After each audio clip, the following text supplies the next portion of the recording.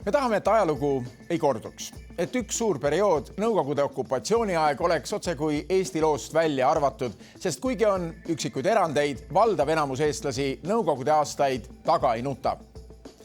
Reas endise idabloki riikides on aga arvukalt inimesi, kes ei jaga seisukohta, et sotsialismi aeg oli läbini halb. Ungaris, Slovakkias, nüüd ehk ka Tšehhis on võimul valitsused, mis leiavad ka, et endise ikestaja Venemaaga tuleks tegelikult häid suhteid arendada. Millest selline Vene sõbralikkus? Täistund uuris. August summer night, soldiers passing by, listening to the wind of change. Maailm muutus meie silme all, raudne eesriie langes, Nõukogude Liit ise ja ka tema diktaat Ida-Euroopas kukkus kokku. Kunagisi vastupanuliikumisi nagu Poola solidaarsust ei olnud selles uues maailmas, uues Euroopas enam vaja. Tundus, et see eelmine peatükk jääbki vaid mälestussammastele. Ajaloolane Francis Fukuyama kuulutas lausa, et ajaloo lõpp ongi saabunud, sest lääne demokraatia võitis. Jah, aga päris nii siiski ei läinud. Tegelikult võiks küsida, mis olid meie lootused siis. Ja ma arvan, põhimõte oli, et tulevikus hakkavad valitsema igal pool demokraatlikud, liberaalsed valitsused, poliitika ja ühiskonnad igal pool. Aga väga kiiresti me pettusime sellest, miks öelda. USA'st pärit Harvardi ja Berkeley ülikoolide kraadidega David Ilmar Lepassar-Picher, kelle ema eestlanna ja kes nüüd Tartu Ülikoolis politoloogiat õpetab, meenutab, kuidas pettumine unistuste läänes on olnud tuntav ju Eestiski. Kas sellist Eestit me tahtsime, küsimus hakkas levima ja mujal ka oli see tunne, et äkki me oleme nüüd vabanenud selle kommunismi leerist ja nüüd me võiksime hakata oma poliitikat ajada ja siis paljud nagu jäid sellest välja või ei saavutanud sellist edu, nagu nad lootsid. Ja läänelik demokraatia ei ole toonud seda uut õitsingut, mida oodati. Et ikka rikkad saavad rikkamaks, vaesed jäävad vaesemaks ja jätame Eesti meeleolud sellest loost aga välja ning keskendume Ida-Euroopa riikidele. Meie jaoks on ehk üllatav, et kunagist sotsialismi ei nähta mitmel pool seal täna üldse nii, nagu meie seda näeme, ajaloo ebameeldiva peatükina. Pettumus uutes aegades on toonud hoopis nostalgia eilse järgi. Kuulsin intervjuudes mitme Ida-Euroopa riigi kodanikuühiskonna aktiivsete tegijatega. I think the longing is for an era, rather, where Hungarians were quite comfortably living on an everyday basis, where Hungarian citizens who were working thought that, they could make their ends meet. So when was that time? Well, this was, I think, probably the 80s. For many, the promise of democracy was coupled with the promise of prosperity. And this, of course, is a false promise. It was an illusion, and therefore, it created disappointment. Look, Slovakia has a very different story with communism. Slovakia was the very poor country. 70s and 80s are the era of economic progress.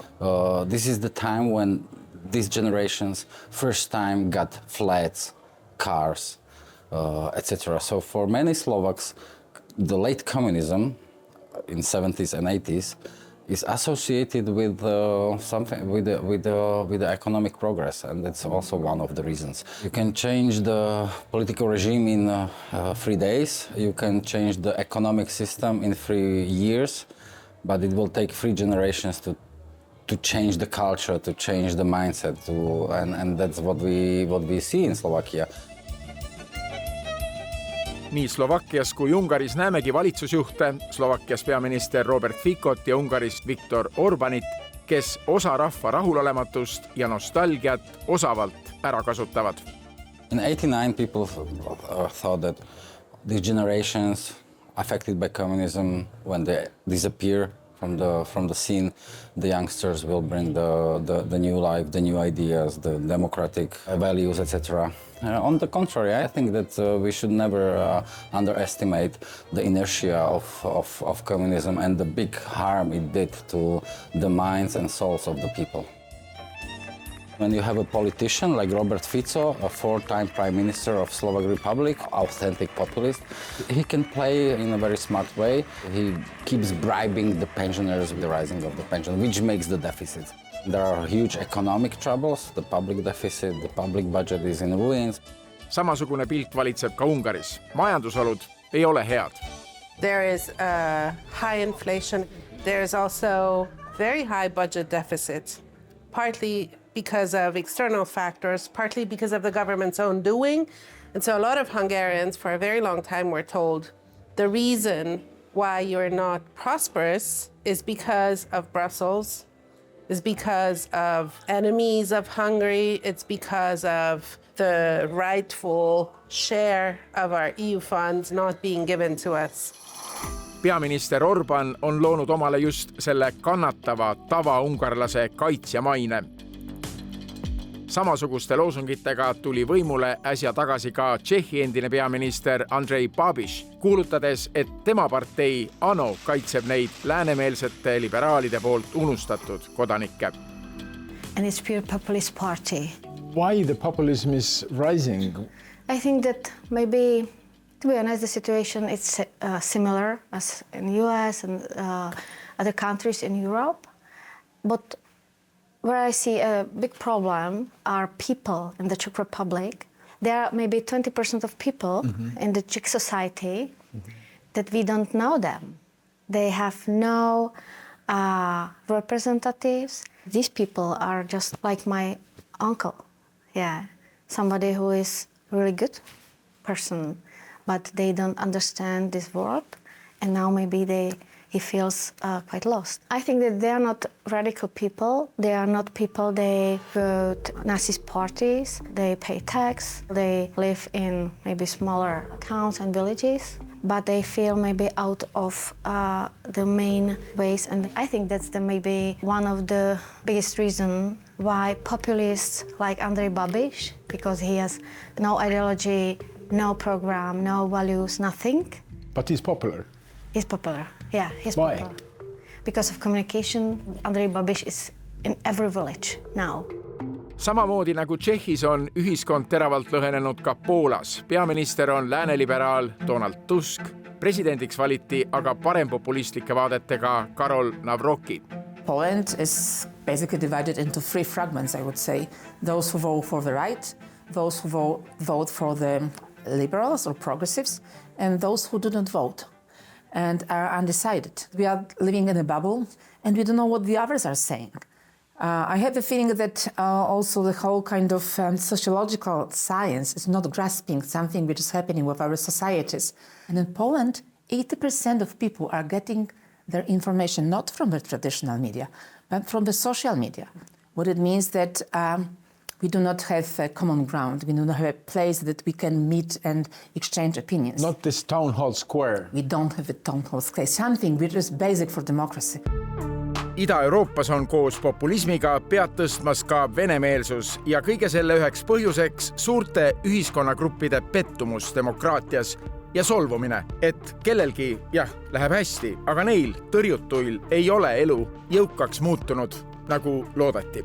Just, ma arvan, just see solvumine ja solvumiste lugu, populism on lihtsalt senini olnud kõige edukam sõnumitooja neile, kes on tundnud, et nad on kuidagi süsteemist välja langenud, nendega ei ole arvestatud. Heakene küll, iga riik ajab oma asju ise, aga meie jaoks on kõige selle juures häiriv, et selle uue Ida-Euroopa poliitilise kliima kujundajad on sageli ka väga Vene sõbralikud, kui välja arvata Poola, kus Vene vastasus läbib tervet ühiskonda. No eks see tundubki väga veider, sest kui Euroopat vaadata, siis need on ju riigid, kellel tegelikult on olemas vahetu kogemus sellest, mida see tähendab, kui olla Venemaa ehk tollal Nõukogude Liidu mõjusfääris ja mõnedel riikidel nagu Tšehhil ja ka Slovakkial ja Ungaril on ka verisem kogemus sellest ajast. Aga jah, et ometi täna päris oluline osa nendes ühiskondades võib öelda on kas venemeelne või siis ei pea Venemaad mingiks eriliseks ohuks. Kui põhjusi vaadata, siis peamiselt on minu meelest seal tegemist ka sellise põlvkondliku küsimusega, et inimesed, kellel võib-olla ka majanduslikult ei lähe nii hästi, noh ka inimesed väljaspool suuremaid linnu, kindlasti väljaspool pealinna, et nad kipuvad siis oma muredes ja hädades süüdistama kõiki teisi, muuhulgas Euroopat ja Venemaad nähakse siis nii-öelda noorpõlve ideaalaja kehastajana. Ungari näeb Venemaas muidugi partnerit ka seetõttu, et odavat kütust on vaja. Tšehhi kurssi Venemaa suhtes veel ei tea, uut koalitsioonivalitsust alles moodustatakse, aga Slovakkias räägitakse taas valjult ka panslavismist. In Slovakia we have this Slovak, the most important political figure from the 19th century. He's called Ľudovít Štúr. He promoted the idea of Slovaks becoming part of Russian Empire. You have the curricula full of Štúr. So my father was learning about Štúr and Panslavism. I was in school brainwashed by those ideas, and my daughter again. So you have generations undergone through that kind of brainwashing. And this is how 30 to 35% of Slovak society, which is genuinely pro-Russian. Tartu Ülikooli politoloogia nooremteadur Ronek Jäär on pikalt Slovakkiat uurinud. Mõte, et slaavid võiksid ühineda ja Venemaa võiks olla nii-öelda selle liikumise eesvedaja, see on natukene tagasi tulnud, et on selline slaavi solidaarsus, selline tagasivaatav optimism, et kuidas tegelikult koostöö võis olla Venemaaga hea asi. Praeguse aja Ida-Euroopa ja laiemalt Euroopa populismi on mõjutamas ning isegi õhutamas ka USA. President Trump ei salga, et näeb oma liitlastena Euroopas just neid populistlikke jõude. Ning vastupidine on ka tõsi, et ka Euroopa populistid kasutavad Trumpi trumpkaardina, ütleb Tartu Ülikooli politoloogiaõppejõud ameeriklane Luis Vierenga. Naturally, a lot of parties in Europe are like, oh, look at what's going on in the United States right now. If you look at how Viktor Orbán or the Polish president or Andrej Babiš, they have a natural political ally in President Trump, and they realize that the MAGA issue, it's kind of that's an American equivalent of the populist right in Europe, and it works. You get enough of the vote. Kuid toome jutu nüüd Euroopas tagasi Eestisse. Mis on meid päästnud populismist, ehkki EKRE on ju valitsuses olnud? Ma arvan, et see ühine vaenlane, et Venemaa oht on nii palju suurem, kui oli võib-olla varem tunda, aitas maandada neid populismi ilminguid. Aga mida see kõik meie ja Euroopa tuleviku jaoks võib tähendada? Populismi ja ka venemeelsuse nähtav tõus nii Ida-Euroopas, Euroopas laiemalt kui ka USAs. No see tähendab seda, et konkreetsete otsuste tegemine, näiteks mis puudutab Euroopa julgeoleku tugevdamist, Venemaa survestamist, Ukraina toetamine, et neid otsuseid on järjest raskem teha. Et Euroopa Liidus meile väga eluliselt tähtsates asjades ühtsuse saavutamine on järjest keerulisem. Peame muret tundma. Eestlastel tasub muret ju alati tunda, eks ole, aga lihtsalt muretsemine muidugi ka ei aita, et tegutseda tuleb ka. Ja tegelikult sammud peavad esiteks käima koos nende liitlastega, kelle peale saab loota. Kes siis on? Esialgu ikkagi enamik Euroopa Liidu riike. Tuleb võib-olla sellised väiksemad jagelused või ebakõlad kõrvale jätta ja keskenduda kõige olulisemale, milleks täna selgelt muidugi on seesama Euroopa julgeoleku tugevdamine ja kaitsevõime taastamine. Tulevikku vaadates loodetakse, vähemalt Ungaris, et ehk saab tuleval aastal Viktor Orbáni ajastu läbi. Poliitilisel areenil on talle ilmunud igatahes noor tugev vastane Péter Magyar.